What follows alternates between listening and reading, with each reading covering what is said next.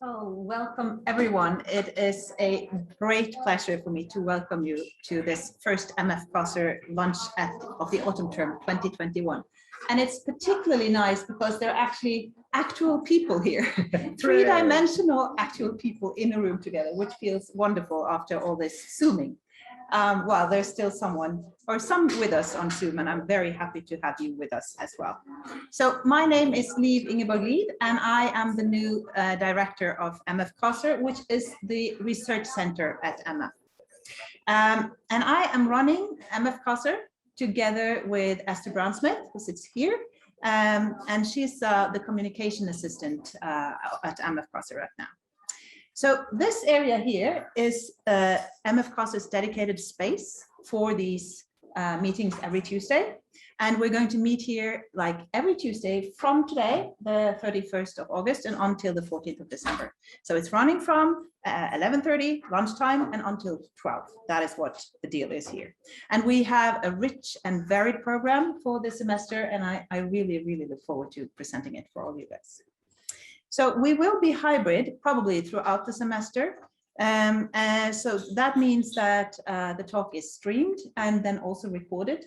And we are talking amongst ourselves that it will probably end up on YouTube. We'll find out. And it depends, of course, on whether Lars here, for instance, is willing to be on YouTube. Yes. So today I have the pleasure of introducing our first speaker, which is Lars, Laird Iversen. And he's going to talk about the downside of deep. Do metaphors of depth enable nationalist uses of religion?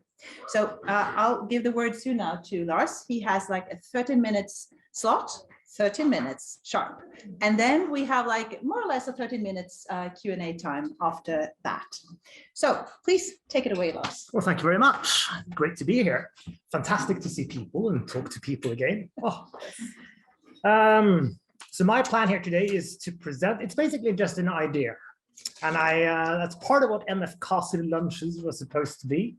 Also a place where we can discuss, share ideas. And this is an idea very early in a sort of research phase. I haven't done any empirical research, but I want to do something. Maybe we can discuss that. So the idea I want to share with you is basically a metaphor. All right. And the metaphors we use, they don't determine how we think, but they do shape us or nudge us in different directions. And I think that's part of what the background to what I want to look for. So a few years ago, I was in the Norwegian Siemens churches, and I talked to the people there. And churches are often places where people think they want to talk about existential issues or about their personal troubles, maybe, or joys. Or about religion. But I talked to the people there and they're like, no, we like to keep it light. We want to talk about, maybe they know someone we know. We want to talk, where do you come from? Do you want coffee? Do you want a waffle? What are you doing tomorrow? Okay, but why do you want to keep things light? Or we'd love to talk about the deep stuff, but we do that in private. Because when we talk about the surface stuff, then people have so much in common. But when we talk about the deep stuff, people start disagreeing and it's all so much different. So we want to have that sort of separated off. And I sort of thought, okay, that's very different from the rhetoric of religious places or national places where people are told that it's the deep stuff that binds us together. And I thought sort of in the slogan, surface binds better than depth, right? And then a chemist will tell you, actually, that's actually what happens in water. The surface of water, like, is what keeps it together. But anyway, so there we are. Right. So the underlying idea here is that I'm sort of getting back to religion and national identity are often bound together by various actors, sometimes by churches, often by politicians, and especially these days, maybe in Northern Western European contexts, there has been quite a lot of research on the use of religion by populist right-wing movements. Let's talk about hijacking religion. That's Strange term, maybe. However, this happens also in pretty secular populations, right? So this is part of the underlying frame, which this might be interesting in.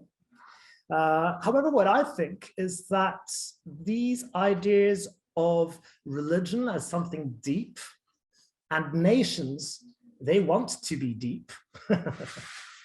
So religion has something that national identity builders sort of want, or religion is successfully presented as something that national identity builders want. And that's maybe part of the underlying dynamic that I want to look at here. But I think this happens across political divides. So I've just picked some examples that I want to read for you pretty soon about how certainly the right-wingers and right extremists do talk about religion as underpinning national identities. And certainly this, I think, is entwined with ideas about exclusion, its continuations with ideas about race, which have been around. However, there are also parts of this way of thinking which crosses political boundaries. I think we see it on the Norwegian center and the Norwegian left, and I think we see similar uses of the metaphor of religion as deep all over the place. In fact, I think religion is deep, has a sort of quality, which everybody, yeah, you know, that's what it is. That's what we think about it as.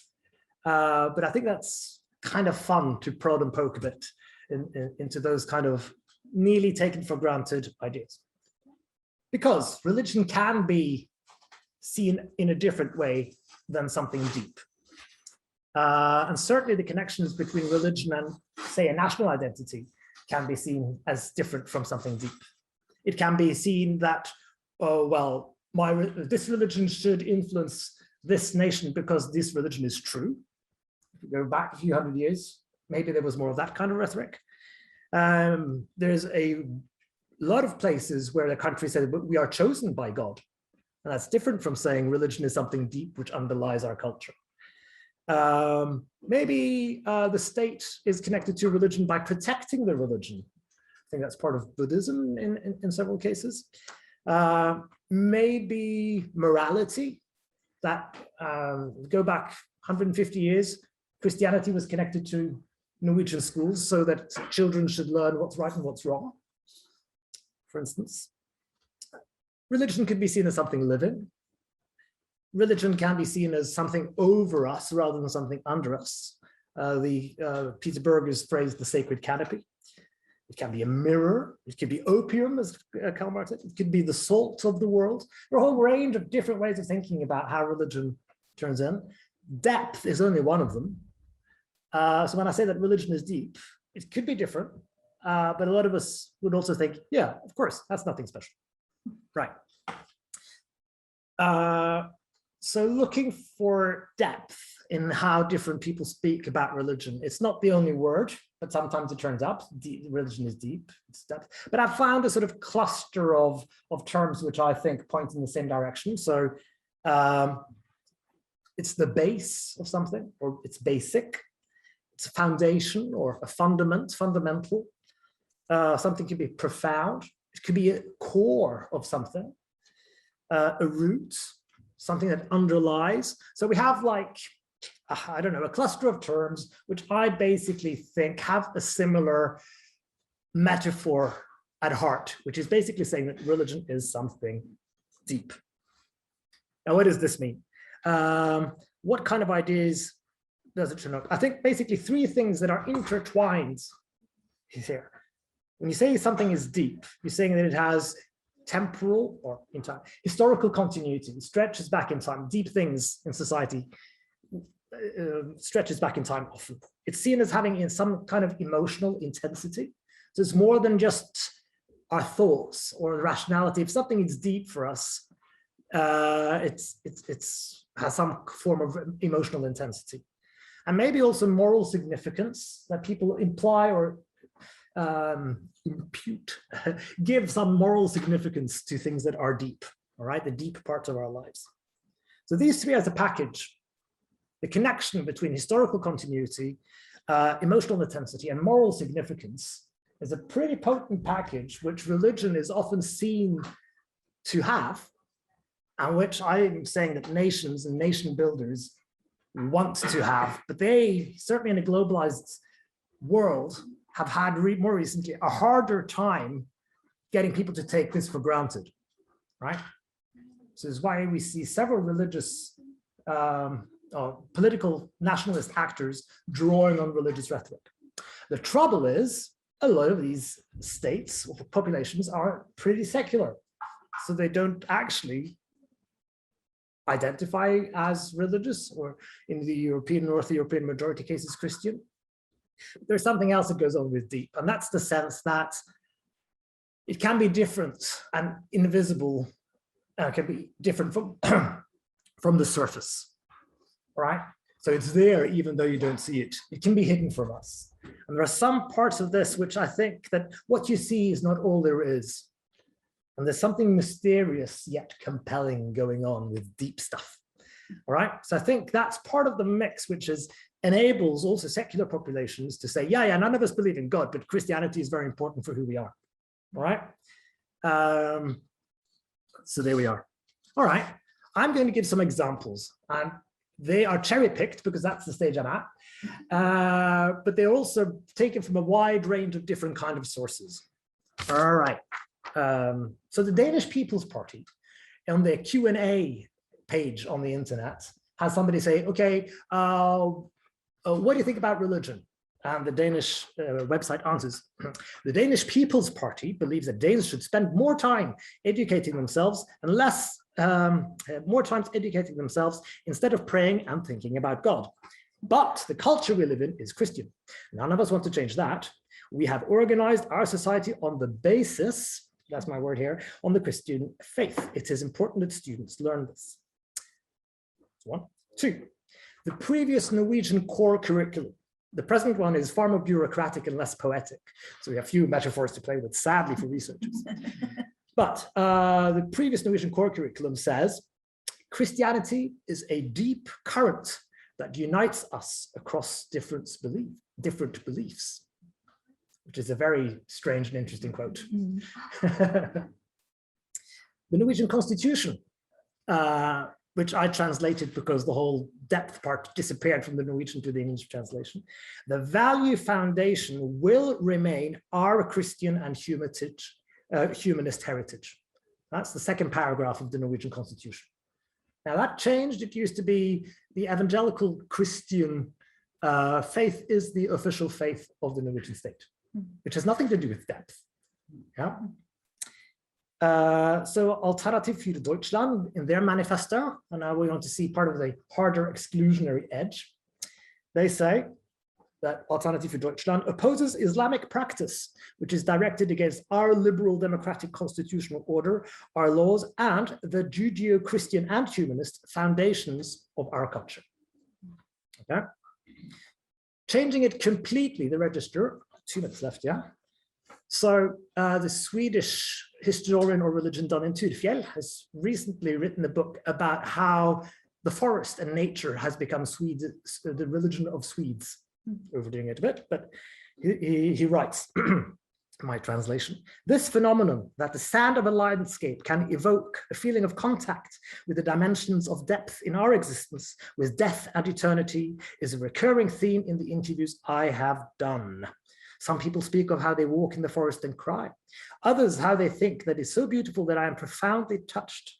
One man explains how he stops by a special place, looks out over the landscape and feels how something knots together in my chest somehow. Others do not express this in words, but acknowledge silently by holding their hand against their heart, shake their head solemnly and tightening their mouth. That what they have just talked about touches them at their depths, right? Seemingly non-political, whole different register. And basically he says, because they talk about it this deep, I can say it's religion. So he goes that way around it. Finally, and I love this quote, the Italian administrative court, which I think is the second highest court in Italy, dealt with the pretty famous Lautzi case about crucifixes in classrooms, all right? And their arguments for this ended up as a different one than what Italy ended up with in the European Court of Human Rights. And also, it's clearly a, a judge with which enjoys a bit of flowery language, which is great for me. Also, he talks about karst, which is a landscape, a sandstone landscape, which creates sort of caves and canyons, and is very, very soft, and water can run through it in all kind of different ways. And he says, the link between Christianity and liberty implies a logical historical coherence which is not immediately obvious. Like a river in a karst landscape, which has only recently been explored, precisely because for most of its course, it flows underground. By studying history carefully, from a suitable distance, not from up close, we can clearly perceive an affinity between, but not the identity of, the hard core of Christianity, which, placing charity above everything else, including faith, emphasizes the acceptance of difference. And on the other side, the hard core of the Republican Constitution. So even though it doesn't look like it, and they may seem very, very different, if you think very carefully about it and accepts that you want to look underground at things, the Italian Constitution and Christianity shares a core, a hard core, their hard core. Right, those were the examples. I'll maybe stop there then. We can discuss what people think about it and where we can go with this together. Thank you so much. This is wonderful.